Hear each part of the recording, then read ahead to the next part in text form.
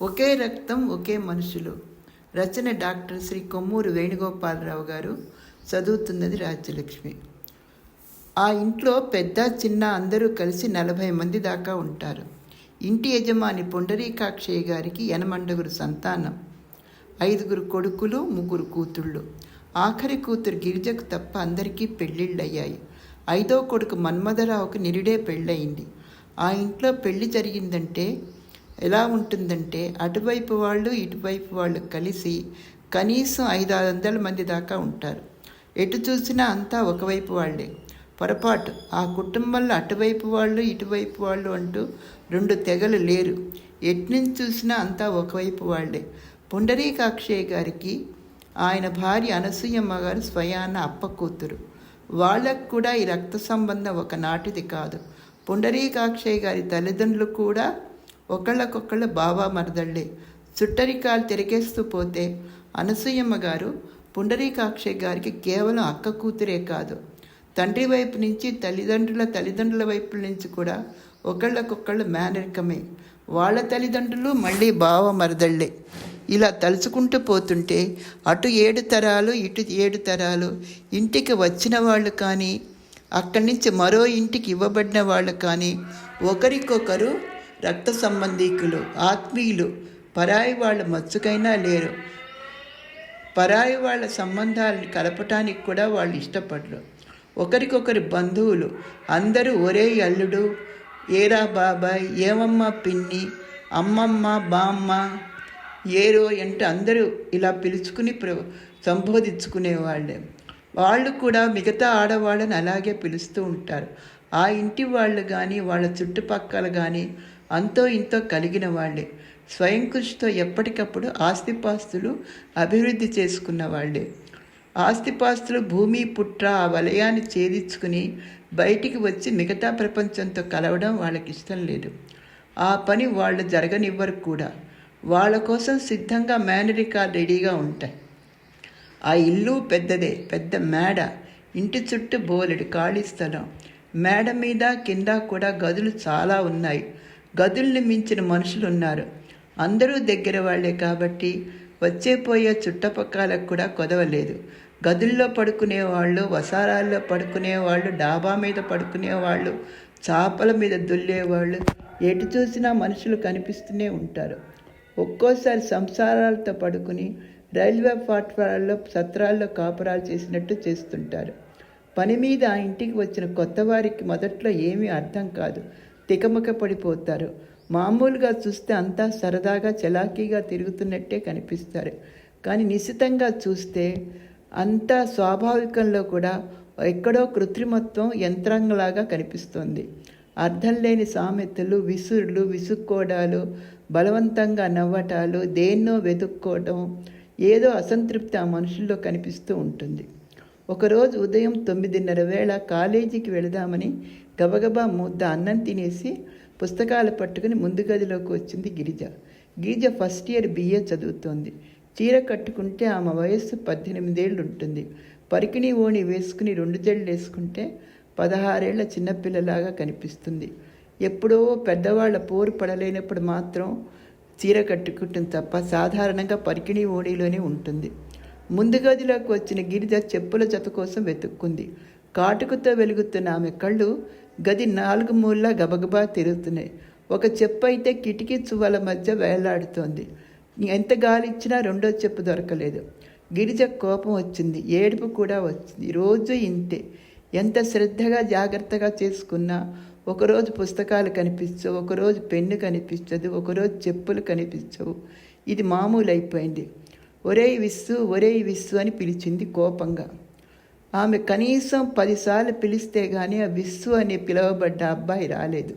వాడు గిరిజ పెద్దన్న గారి 3వ కొడుకు. 10 ఏళ్లుంటాయి. పూర్తి పేరు విశ్వేశ్వరరావు. ఇంట్లో అందరూ విస్సు అనో ఒరే విస్సిగానో పిలుస్తారు. ఏమిటి గిరిజత్తయ్యా అంటే విశ్వం పరిగెత్తుకొచ్చాడు. చివరకు నడుము కిందికి జారిపోతున్న గుండీలు లేని చొక్కా, భుజాలు జారిపోయిన చొక్కా, చిందరవందరగా ఉన్న క్రాఫు, స్థిరం లేనట్టు ఎక్కడో కదిలే కళ్ళు నిర్లక్ష్యంగా కాకుండా కొంచెం వెర్రివారకంగా కనిపిస్తూ ఉంటాయి.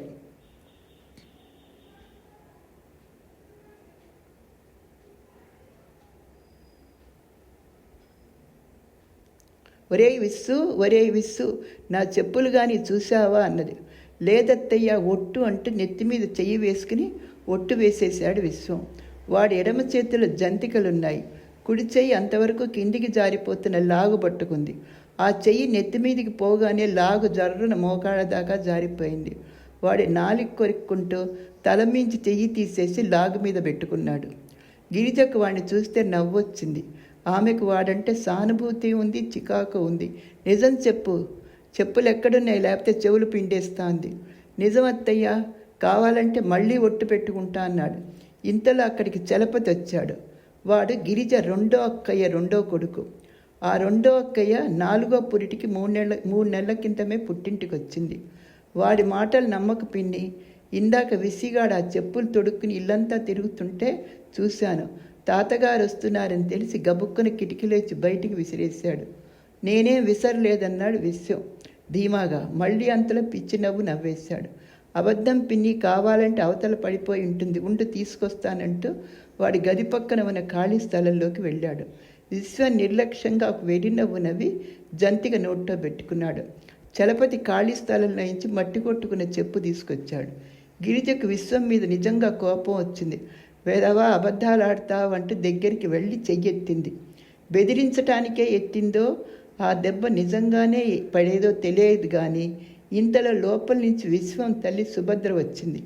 ఏమిటి, మా పిల్లాడిని అమాయకుడిని చేసి ఎందుకు తింటున్నావు, కొడుతున్నావు, ఆగిపోయావేం తల్లి, వాడిని చిత్రహింస చేసేయి అంది. గిరిజ సిగ్గుపడిపోయింది. రోజు కాలేజీకి వెళ్ళడం వీడి వల్ల ఆలస్యం అయిపోతుంది వదిన, నీకు తెలియదు ఎంత ఇబ్బంది పడిపోతున్నానో అంది. నిజమే, ఈ దరిద్రపు కొట్టు వెధవ వల్ల అన్ని అరిష్టాలే. ఇంతవరకు అందరికీ ఇబ్బందులు పెడుతున్నాడు, అందుకే ఎవరి జోలికి వెళ్ళొద్దంటాను కానీ వినడు అంటూ సుభద్ర కొడుకుని రెక్కపుచ్చుకుని యువతలకు లాగి వీపు మీద రెండు చరిచి లోపలికి బరబరా లాక్కపోయింది. అక్కడుంటే అపనింద తన మీద పడుతుందని భయంతో గిరిజ గుడ్లప్పగిచ్చి ఎదురుగా కనిపిస్తున్న గోడను చూస్తోంది. ఏం బేబీ అలా నిలబడిపోయావు, కాలేజీకి టైం కాలేదా? గిరిజ ఉలిక్కిపడి గుమ్మంలో నిలబడ్డ సామ్రాజ్యంతో, అయింది వదిన, ఏదో ఒక గొడవ రోజు నాకేదోగా ఉంటుందని బలవంతంగా నవ్వింది. ఈవేళ ఏం కనిపించలేదు, చెప్పులా? అరే, అది బురద కొట్టుకుపోయి ఉన్నాయే, పాతగుడ్డ తెచ్చి తుడుస్తానంటూ అంటూ సామ్రాజ్యం లోపలికి వెళ్ళిపోయింది.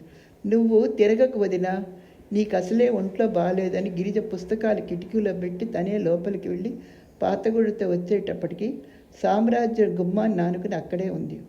నువ్వు వెళ్ళి పడుకో వదినా, నీకు అసలే ఒంట్లో బాగుండదంటూ గిరిజ నేల మీద కూర్చొని తన చెప్పులు శుభ్రం చేసుకుంది.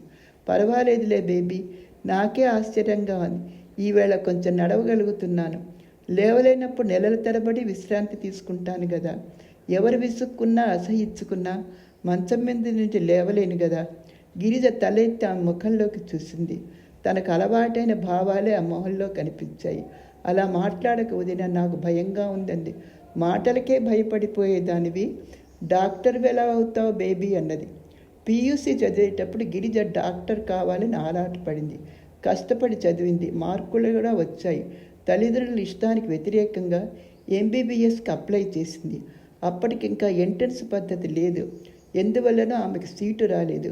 మెడిసిన్ చదువుకుందామన్నది గంపెడాస పెట్టుకుంది, కానీ నిరాశ అయిపోయింది. నిద్ర పట్టలేదు. చివరికి గత్యంతరం లేక బిఏలో చేరింది.